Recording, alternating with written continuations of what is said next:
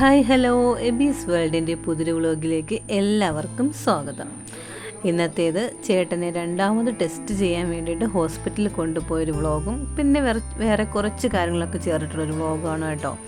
അപ്പോൾ ഞങ്ങൾ വീട്ടിലോട്ട് വന്നതിന് ശേഷം ഒരാഴ്ച കഴിഞ്ഞിട്ട് വീണ്ടും കുറച്ച് കാര്യങ്ങളൊക്കെ ടെസ്റ്റ് ചെയ്യാനുണ്ടായിരുന്നു. പിന്നെ നമ്മൾ അവിടെ ടെസ്റ്റ് ചെയ്യാൻ വേണ്ടിയിട്ട് ഹോസ്പിറ്റലിൽ കൊടുത്ത കുറച്ച് കാര്യങ്ങളുണ്ടായിരുന്നു കേട്ടോ. അപ്പോൾ അതൊക്കെ വാങ്ങിയിട്ട് ഒരിക്കൽ കൂടെ ഡോക്ടറിനെ കാണിക്കാനും ഇപ്പോൾ എങ്ങനെയാണ് നന്നിട്ട് കുറഞ്ഞോ എന്താണ് കാര്യങ്ങളെന്നൊക്കെ തിരക്കാൻ വേണ്ടിയിട്ട് നമ്മൾ വീണ്ടും ഹോസ്പിറ്റലിലോട്ട് പോവുകയാണ്. ഇപ്പോൾ ഞങ്ങൾ രണ്ടുപേരും ബൈക്കിലാണ് പോകുന്നത് കേട്ടോ. ഞങ്ങളുടെ വീടിൻ്റെ താഴെ നിറയെ വയലാണ് കേട്ടോ. നല്ല ചീരയും വാഴയും മരിച്ചിനെയൊക്കെ ഉള്ളത്. പിന്നെ ഇടയ്ക്കിടയ്ക്ക് നല്ല പച്ചക്കറികൾ വേറെ പച്ചക്കറികളൊക്കെ വിൽക്കുന്നതല്ല അവിടെ കൃഷി ചെയ്യുന്നവരിടം കൂടെയാണ് കേട്ടോ ഞങ്ങളുടെ വീടിൻ്റെ താഴെ ജംഗ്ഷനിൽ. അപ്പോൾ അവിടെ നിന്നെല്ലാം ഞങ്ങളിതാ വന്നിട്ട് ഞങ്ങൾ സിറ്റിയിലോട്ട് കടന്നു കേട്ടോ. അപ്പോൾ രാവിലെ വലിയ തിരക്ക് കാണില്ല എന്ന് കരുതിയാണ് ഞങ്ങൾ പോകുന്നത്. പക്ഷേ നല്ല തിരക്കായിരുന്നു കേട്ടോ. രാവിലെയും ജോലിക്ക് പോകുന്ന ഒരുപാട് പേരുണ്ട്. അപ്പോൾ എനിക്കതൊക്കെ കാണുമ്പോൾ തന്നെ അതിശയം തോന്നാറുണ്ട് കേട്ടോ. ഞാൻ തന്നെയും രാവിലെ എണീക്കാനും ജോലി ചെയ്യാനും ജോലിക്ക് വരാനൊക്കെ നല്ല ബുദ്ധിമുട്ടുന്നു. അപ്പോൾ അതിനേക്കാൾ നേരത്തെ എഴുന്നേറ്റ് അതിനേക്കാൾ നേരത്തെ ജോലിക്ക് പോകുന്ന എത്രയോ പേരുണ്ടല്ലേ. അങ്ങനെ ഞങ്ങൾ ഹോസ്പിറ്റലിലോട്ട് എത്തി. അവിടെ വന്നെന്താ പതിവ് പോലെ ക്യൂ നിൽക്കുവാണ് കേട്ടോ. നല്ല തിരക്കുണ്ടായിരുന്നു. പക്ഷേ ഇപ്രാവശ്യം ക്യൂ പെട്ടെന്ന് പോയി. മറ്റേത് അന്ന് ഞങ്ങൾ ഹോസ്പിറ്റലിൽ അഡ്മിറ്റ് ആകാൻ വന്ന സമയത്ത് നല്ല ലേറ്റായി. കാരണം അതൊരു തിങ്കളാഴ്ച ദിവസം കൂടെ ആയതുകൊണ്ട് തന്നെ ഭയങ്കര തിരക്കായിരുന്നു. ഇതിപ്പോൾ ഞങ്ങൾ വന്ന വേറെ ബുധനോ വേഴോ എന്തോന്നോ കേട്ടോ, നല്ല ഓർമ്മയില്ല.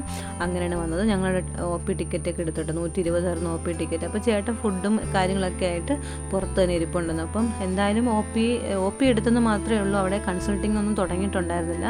അങ്ങനെ ഞാനും ചേട്ടനും കൂടെ നേരെ ഞങ്ങൾ അകത്തോട്ട് പോയി, അതായത് വാർഡിൻ്റെ അങ്ങോട്ട് പോയി. ഇവിടെ നിന്നാ എനിക്ക് ഒരാഴ്ചയ്ക്ക് ശേഷം കിട്ടുന്ന ഒരു റിസൾട്ട് ഉണ്ടായിരുന്നു കേട്ടോ. അപ്പോൾ നമ്മൾ അവിടെ ഹോസ്പിറ്റലിൽ കിടന്ന സമയത്ത് തന്നെ ടെസ്റ്റ് ചെയ്യാൻ വേണ്ടി കൊടുത്തതായിരുന്നു. അപ്പോൾ അതും വാങ്ങിക്കണമായിരുന്നു. അതും വാങ്ങിച്ചിട്ട് ഞങ്ങൾ നേരെ ഞങ്ങളുടെ വാർഡിലോട്ട് വന്നു കേട്ടോ. ഞങ്ങൾ ഒരാഴ്ച വരെ തങ്ങിയ വാർഡായിരുന്നു. അവിടോട്ട് വന്നപ്പോഴത്തേക്കും അവിടെ നിന്ന് ആൾക്കാരൊക്കെ നമ്മൾ ഉണ്ടായിരുന്ന സമയത്തൊക്കെ ഉണ്ടായിരുന്നവരൊക്കെ എന്തായാലും ദൈവസഹായത്തോടെ സുഖമൊക്കെ ആയി എല്ലാവരും പോയായിരുന്നു. പിന്നെ വേറെ കുറേ പേര് അവിടെ ഉണ്ടായിരുന്നു കേട്ടോ. അപ്പോൾ ഞങ്ങൾ അവിടെ നിന്ന് തന്നെ കൈയൊക്കെ കഴുകി ഫ്രണ്ടിൽ തന്നെ ബെഞ്ചുണ്ടല്ലോ, ഞങ്ങൾ അവിടെ നിന്ന് ഫുഡൊക്കെ കഴിച്ചിട്ട്, അതായത് രാവിലത്തെ ഫുഡെല്ലാം കഴിച്ചിട്ട് ഞങ്ങൾ അവിടെ നിന്ന് നേരെ ഡോക്ടറിനെ കാണിക്കാൻ വേണ്ടി പോയി. ഇപ്പോൾ ഞാൻ ഇടയ്ക്കിടയ്ക്ക് ചുമയ്ക്കും എന്ന് വെച്ചാൽ എനിക്കിപ്പോൾ വീണ്ടും വയ്യാതായി. എനിക്കിപ്പോൾ കുറച്ച് നാൾ മുന്നേ ഒരാഴ്ചയോളം എനിക്ക് വയ്യാതിരുന്നു. അതിനുശേഷം അതൊക്കെ മാറി ഞാൻ പിന്നെ ആക്റ്റീവായിട്ട് സ്കൂളിലൊക്കെ പോയി തുടങ്ങിയതിന് ശേഷം ഇപ്പോൾ വീണ്ടും എനിക്ക് വയ്യാതായി. അതിൻ്റെതായിട്ടുള്ളൊരു ചുമയും കാര്യങ്ങളൊക്കെ എനിക്ക് ഇപ്പോൾ ഉണ്ട് കേട്ടോ. അപ്പോൾ വീഡിയോയിൽ അതിൻ്റെതായിട്ടുള്ള സംസാരത്തിൻ്റെയൊക്കെ ഒരു കരകരപ്പൊക്കെ കാണും, ഒന്ന് ക്ഷമിക്കുക കേട്ടോ. അപ്പോൾ ഞങ്ങൾ അങ്ങനെ കുറേ നേരം വരെ ഡോക്ടറിനെ കാണിക്കാൻ വേണ്ടി വെയിറ്റ് ചെയ്തിരുന്നു. അപ്പോൾ ഓരോരോ നമ്പറായിട്ട് വിളിച്ചു അങ്ങനെ വരുമായിരുന്നു കേട്ടോ. അപ്പോൾ ഞങ്ങൾ അവിടെ നേരെ 10 മണിക്ക് കഴിഞ്ഞു കേട്ടോ. അവിടെ നിന്ന് ഇറങ്ങിയിട്ട് നല്ല ബ്ലോക്കായിരുന്നു കേട്ടോ. സിറ്റിയിലോട്ട് വന്ന സമയത്ത് നല്ല ബ്ലോക്കായിരുന്നു. രാവിലെ ഞങ്ങൾ ഫുഡ് കഴിച്ചതായിരുന്നു. പക്ഷേ എനിക്ക് പെട്ടെന്ന് വിശക്കുകയും ചെയ്തു.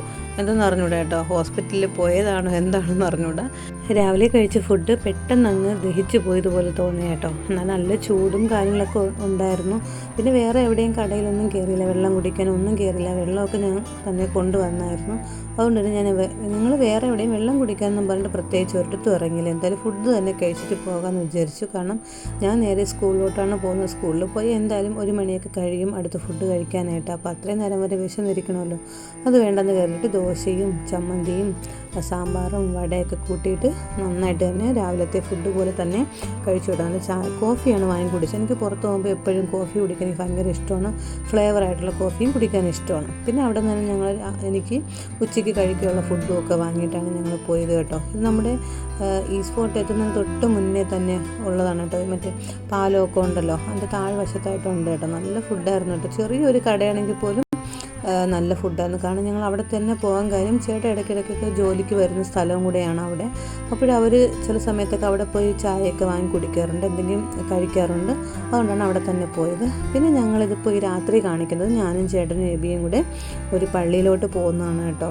അത് വഴിയേ പറയാം. അപ്പോൾ പോകുന്ന ആ സമയത്ത് വൈകുന്നേരമായി. ഞങ്ങളന്ന് ചേട്ടനെ കാണിച്ചതിൻ്റെ അന്ന് രാത്രിയാണ് ഇത് പോകുന്നത്. അപ്പോൾ വീട്ടിൽ വന്ന് കുറച്ച് വീട്ടിലെ ജോലിയും കാര്യങ്ങളൊക്കെ കഴിഞ്ഞതിന് ശേഷം ഞങ്ങൾ 3 പേരും കൂടെ പോയതായിരുന്നു.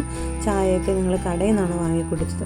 ഞങ്ങൾ നേരെ വന്നത് ബാലരാമപുരം പള്ളിയിലായിരുന്നു. അപ്പോൾ ചേട്ടൻ ഇങ്ങനെ ഹോസ്പിറ്റലിൽ പോകുന്നതിന് തൊട്ട് മുന്നേ തന്നെയും തലേ ദിവസം ടെസ്റ്റുകളൊക്കെ ചെയ്യുന്നതിന് മുന്നേയും തന്നെ ഒരുപാട് നേർച്ച നേർന്നായിരുന്നു കേട്ടോ. കാരണം നമ്മൾ അത്രത്തോളം മുമ്പും കുറേ വീഡിയോസിലൊക്കെ പറഞ്ഞിട്ടുണ്ട്, നമ്മൾ അത്രത്തോളം പേടിച്ചിരുന്ന ഒരു പനിയും കാര്യങ്ങളൊക്കെ ആയിരുന്നു. ആ സമയത്ത് ചേട്ടന് നല്ലതുപോലെ പേടിയും ഉണ്ടായിരുന്നില്ല, നല്ലതുപോലെ പേടിയൊക്കെ ഉണ്ടായിരുന്നു കേട്ടോ. അതുകൊണ്ട് തന്നെ ആ സമയത്ത് ചേട്ടൻ കുറച്ച് നേർച്ചയൊക്കെ നേർന്നായിരുന്നു.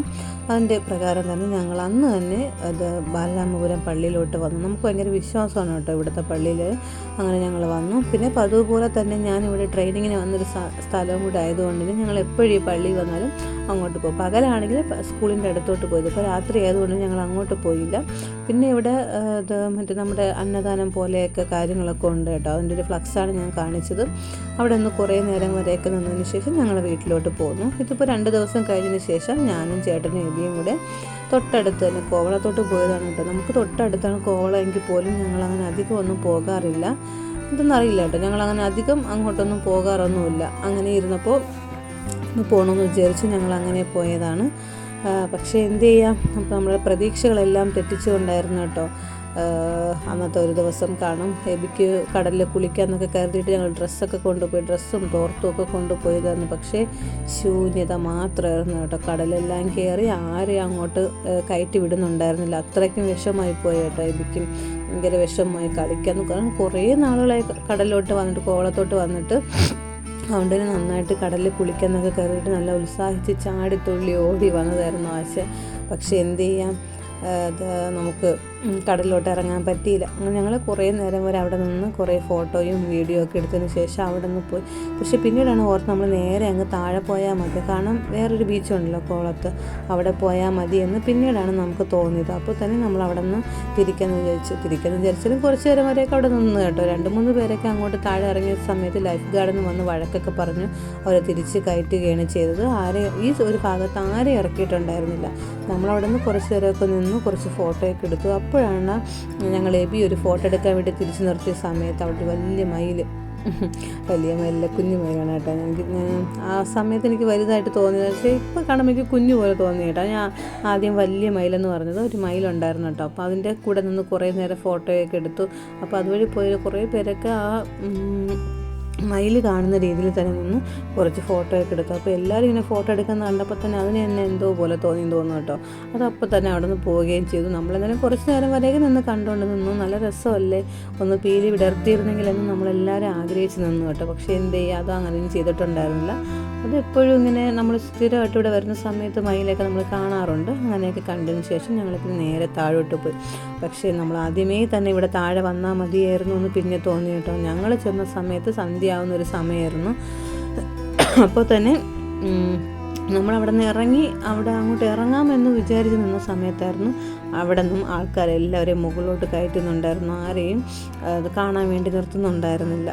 കാരണം സന്ധ്യ ആയല്ലോ, അതുകൊണ്ടായിരിക്കും കയറ്റുന്നത്. മുമ്പൊക്കെ ആണെങ്കിൽ രാത്രി ആയാലും കുറച്ച് നേരമൊക്കെ നിന്ന് എല്ലാവർക്കും കളിക്കാവുന്ന ഒരു രീതിയായിരുന്നു. പക്ഷേ ഇന്നെന്തോ എനിക്ക് തോന്നുന്നു കടലിൻ്റെ എന്തോ ഇതായിരിക്കും, വേലിയിറക്കം അങ്ങനെയൊക്കെയുള്ള സംഭവങ്ങളുണ്ടല്ലോ, അതുകൊണ്ടായിരിക്കും ആരെയും കയറ്റിയില്ല കേട്ടോ. അത് ലൈഫ് ഗാർഡൻ വന്ന് എല്ലാവരെയും കയറ്റുന്നുണ്ട്.